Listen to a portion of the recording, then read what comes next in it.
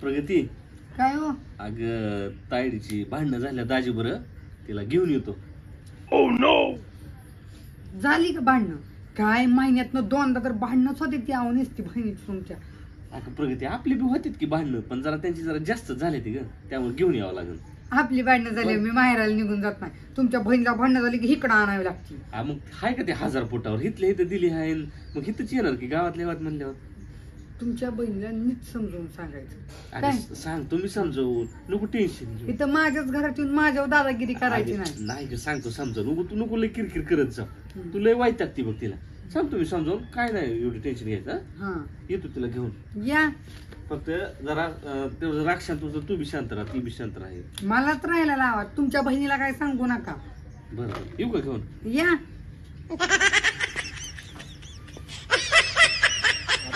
ताई तू बी शांत राहा बरं का, प्रगतीला सांगितलंय मी किरकिर काय करू नको.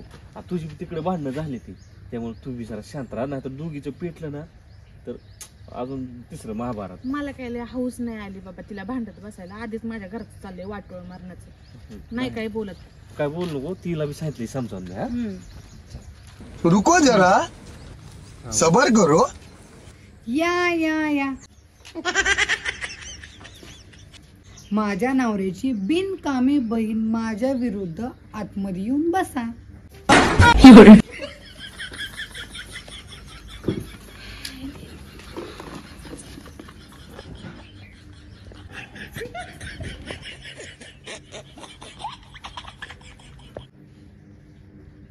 माझ्या भावाच्या बिनडोक बायकोशी मलाही बोलायची अजिबात इच्छा नाही, पण माझे 4-5 दिवस सुखाने जावत म्हणून विचारते, कशी आहेस प्रगती?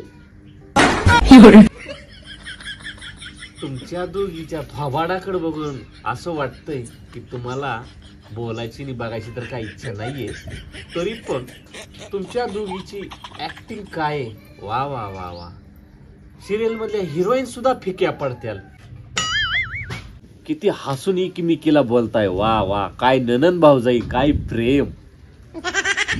बाई आता दारात आली की भांडणच पेटत. आता कसं दिवस जायचं काय माहित. हसून तर बोलावंच लागल ना, जमिनीच्या हिश्श्याच्या टाइमला सह्या कसं द्यायचा तुम्ही? अच्छा मम्मी तू तर लय लांबचा विचार केलाय. तू मम्मी लय हुशार आहे. बघ तरे तुझी आई किती पुढची आहे, आणि माझा भाऊ तर नुसता बैल झालाय, बैल. अगं ताय नुसता बैल नाही, अगं मित्रासोबत जर फिरायला चाललो ना तर बायकोला विचारावं लागतं की फिरायला जाऊ का.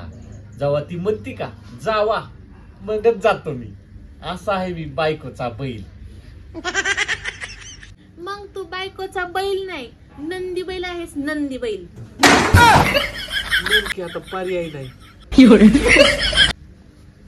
पप्पा विचार करून बोला. आता 4 दिवस राहिला आले. मम्मीचं रोज तोंड बघायचंय. अगं परे थोड्या वेळाने विसरलोच होतो काय की तुझ्या आईचं रोज तोंड बघायचे. हा परे तू बरोबर बोले. ह्या काय 4 दिवस राहते ना निघून जाते. हा तुझा खूप मोठा गैरसमज आहे. आता तर मी तुला कंटाळा येऊस्तोपर्यंत जाणारच नाही. तुम्ही यायचं म्हणजे मी तर जगण्याची इच्छा सोडून दिली, पण असो 4-5 दिवस स्टडीज मला कामवाली भेटली. तुला मम्मी कामवाली बोलले, तू मम्मीचं ऐकणार आहे का? होय का? मग मी पण डोकं दुखल्याचं नाटक करेल आणि निवांत झोपून राहील.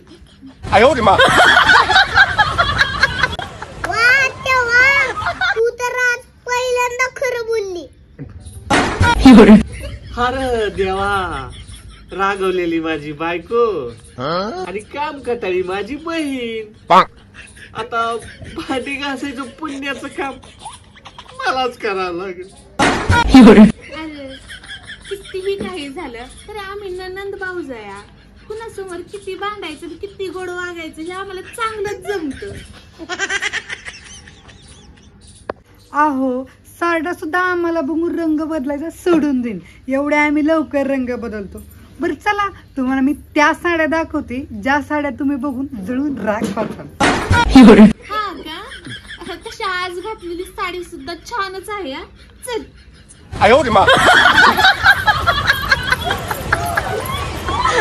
पप्पा भांडणामध्ये काय व्हायना, पण ह्या दोघ्याच खरं बोलल्या. पप्पा काय करता?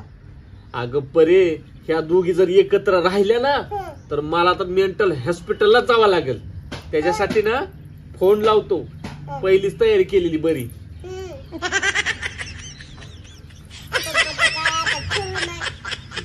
तुमचं काय खरं नाही देवा.